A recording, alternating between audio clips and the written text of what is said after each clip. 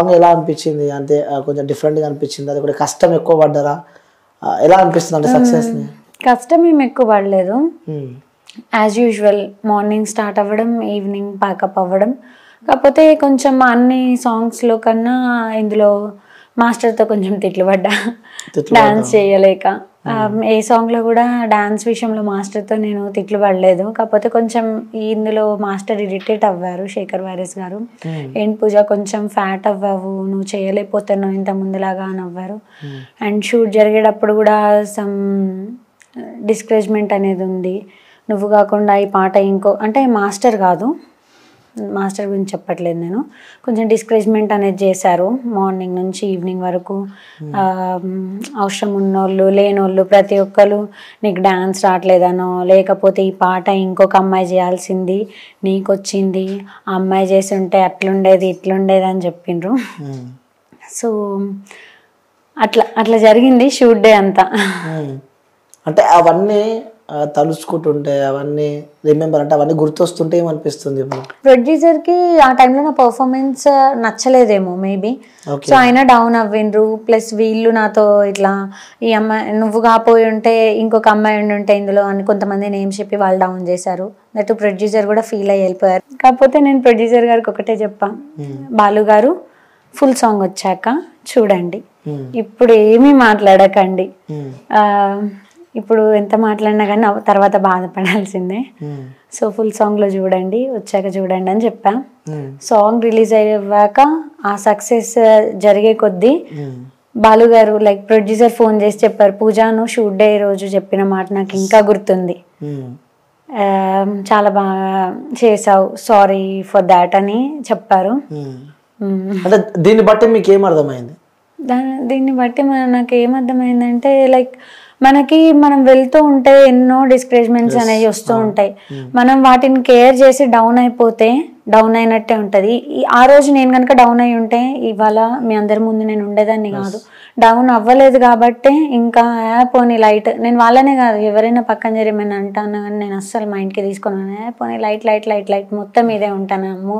అంటే నేను చాలా స్పోర్టివ్ మనిషిని, అంటే సేమ్ వైల్ బాగా సెన్సిటివ్ కూడా లోపలికి. కాకపోతే చిన్న చిన్న నేను పట్టించుకోను, లైట్ తీసుకుంటాను. ఆ పర్ఫార్మెన్స్ విషయంలో ఎవరైనా అంటే లైక్ వంక పెడితే డైరెక్టర్ పెట్టాలి, లేదంటే కొరియోగ్రాఫర్ పెట్టాలి, మిగతా ఎవరు పెట్టినా కానీ నాకు ఫుల్ లైట్, నేను కేర్ చేయను, పట్టించుకోను.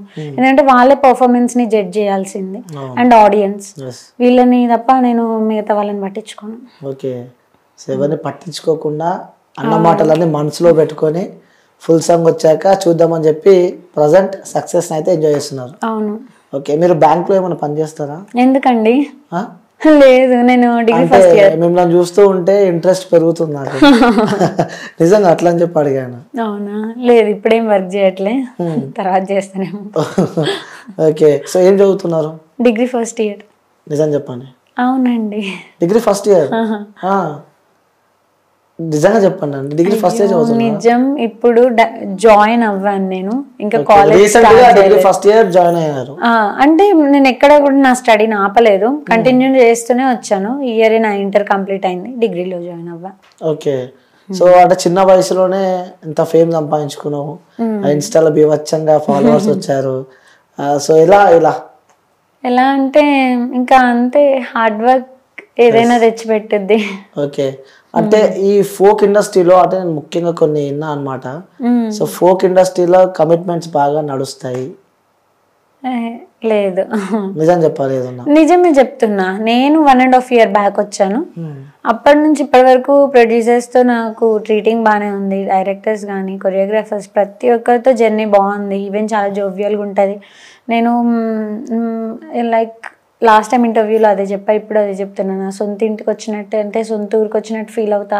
ఆ సాంగ్స్ చేస్తూ ఉంటే మన తెలంగాణ సాంగ్స్, అట్లనే వాళ్ళ బిహేవియర్ కూడా బాగుంటుంది. ఎక్కడ నాకేం బ్యాడ్ అనిపించలే. ఎప్పుడు ఇండస్ట్రీకి వచ్చిన తర్వాత ఎప్పుడు అప్ అండ్ డౌన్స్ అంటే అబ్బా అని అనిపించే సందర్భాలు ఏదైనా మిమ్మల్ని ఇరిటేట్ చేయడం కానీ లేకపోతే ఇబ్బందులు పెట్టడం కానీ అలాంటి సందర్భాలు? వీళ్ళలో ఎవరైతే ఇరిటేట్ ఏమి ఉండదు, కాకపోతే కొన్ని టైమ్స్ కాల్స్కి రెస్పాండ్ అవ్వరు. వచ్చి బస్ స్టాండ్లో ఉంటే అట్లా కొన్ని ఇబ్బందులు ఉంటాయి. కాల్స్కి రెస్పాండ్ అవ్వరు, ఒకరిమే ఉంటాం కదా బస్ స్టాండ్లో. మళ్ళీ షూట్ అయిపోయాక మోస్ట్లీ కొంతమంది ప్రొడ్యూసర్స్తో ఇబ్బందులు ఏముంటాయంటే షూట్ అయిపోయాక పట్టించుకోరండి. అది ఇంకా వాళ్ళ ప్రాజెక్ట్ కోసమే కదా అక్కడి వరకు వచ్చింది, వదిలేసి వెళ్ళిపోతారు లేడీస్ అని కూడా చూడకుండా. అది కొంచెం బాధగా అనిపిస్తుంది. రూమ్ దగ్గర డ్రాప్ చేసేస్తారు, ఆ రూమ్ కీస్ అవన్నీ మేమే వాళ్ళకి హ్యాండ్ ఓవర్ చేసేసి మా అంతటి మేమే బస్ స్టాండ్కి వెళ్ళి అవన్నీ కొంచెం ఇబ్బంది అనిపిస్తుంది. ఓకే, కొంతమంది బాగా చూసుకుంటారు, కొంతమంది దగ్గర ఇబ్బంది ఉంటుంది. అంటే ముఖ్యంగా మీరు ఇబ్బంది పడ్డ సందర్భాలు ఇవే నేను ఇబ్బంది పడినాయి. కాల్స్కి రెస్పాండ్ అవ్వకపోవడం, షూట్ అయిపోయినాక పట్టించుకోకపోవడం కొంతమంది దగ్గర. ఓకే, అంటే ఈ ఫోక్ ఇండస్ట్రీ అంటే సో కొంతమంది ఫోక్ అంటే కొంచెం నెగిటివ్గా కానీ ఒక చిన్నతనంగా, ఒక ఫోక్ అంటే ఒక వేరే లైక్ ఒక వేరే కైండ్ ఆఫ్ జోన్ అదని చెప్పి కూడా అంటూ ఉంటారు. సో అలాంటి ఇండస్ట్రీకి వచ్చినప్పుడు మీ ఫ్యామిలీ నుంచి కానీ మీ చుట్టుపక్కల నుంచి కానీ అరే ఫోక్లో సాంగ్స్ చేస్తుంది, అలా డ్రెస్ శారీస్ కట్టుకుంటుంది, సో అలాంటి ఎప్పుడైనా విన్నారా? అంటే శారీస్ కట్టుకుంటా అంటే లైక్ అది మంచి ఇంప్రెషన్ ఎవరికైనా, నా చుట్టూ ఉన్న వాళ్ళకి. ఫోక్ సాంగ్స్ చేస్తుందంటే మళ్ళీ మంచి ఫ్యామిలీ టైప్, ఇట్లా మంచి రూట్ ఎంచుకుంది ఇట్లా ఆలోచిస్తారు. కొంతమంది ఏంటంటే చిన్నతనంగా కూడా చూస్తారు. అంటే శారీస్ కట్టుకుంటుంది, ఫోక్ అంటే మన తెలంగాణ సాంగ్స్ హోమ్లీగా ఉంటాయి, ఈ అమ్మాయి కూడా మంచి. కొంతమంది పాటలు అంటే సాంగ్స్ చేసే వాళ్ళని ఒక విధంగా, మూవీస్ చేసే వాళ్ళని ఒక విధంగా. నేను నన్ను పొగిడేటోళ్ళని మంచి అని నేను అనట్లే, వాళ్ళు కూడా మూవీస్ చేసే వాళ్ళని రాంగ్ థింక్ చేస్తారు. అట్లా థింక్ చేయొద్దు, ఏ ఫీల్డ్ అయినా మన బిహేవియర్ని బట్టి ఉంటుంది. అండ్ కొంతమంది ఎట్లా అంటే ఫోక్ అంటే చిన్నతనంగా చూస్తారు, ఫోక్ ఆర్టిస్టా అన్నట్టు.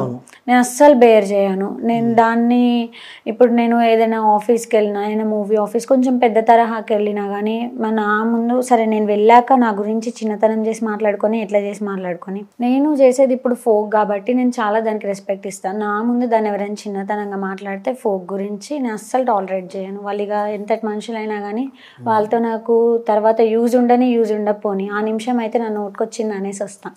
ఓకే, అంటే ఏ మాటలు అంటారు ఒకసారి? అంటే లైక్ చెప్తా, ఫోక్ని చిన్నతనం చేయకండి, చేసేదైతే నన్ను ఇక్కడ వరకు పిలవకండి. ఫోక్ వల్లే ఇప్పుడు మీరు పిలిచిండ్రు. వాస్తవం చెప్పాలంటే ఫోక్ కి సంబంధించిన సాంగ్స్ బీభత్సంగా ట్రెండింగ్ లో నడుస్తుంటాయి. అంటే లైక్ ఫోకే నాకు ఫుల్లీ లైఫ్ ఇచ్చింది అంటలేను. మోస్ట్ ఆఫ్ ద పీపుల్ 50% ఫోక్ని చూసి పిలిస్తే 50% సమ్ డిఫరెంట్ మనుషుల దగ్గర కొన్ని కాంటాక్ట్స్ అట్లా రీచ్ అవి పిలిచారు. ఓన్లీ ఫోక్ వల్లే లైఫ్ అని నేను అంటలేను. కాకపోతే ఇప్పుడు నేను చేసేది ఇది కాబట్టి నేను నా ఫీల్డ్కి నేను చాలా రెస్పెక్ట్ ఇస్తాను. నా ముందు దాన్ని ఎవరైనా అంటే నేను దాన్ని టాలరేట్ చేయను. ఓకే, సో స్టార్టింగ్ ఎప్పుడు వచ్చారు ఈ ఫోక్ ఇండస్ట్రీకి? స్టార్టింగ్ తేరీ మేరీ కథ సాంగ్ 1.5 year బ్యాక్, అంటే మేబీ 2023 నవంబర్ డిసెంబర్ ఆ టైం అనుకుంటా. ఓకే.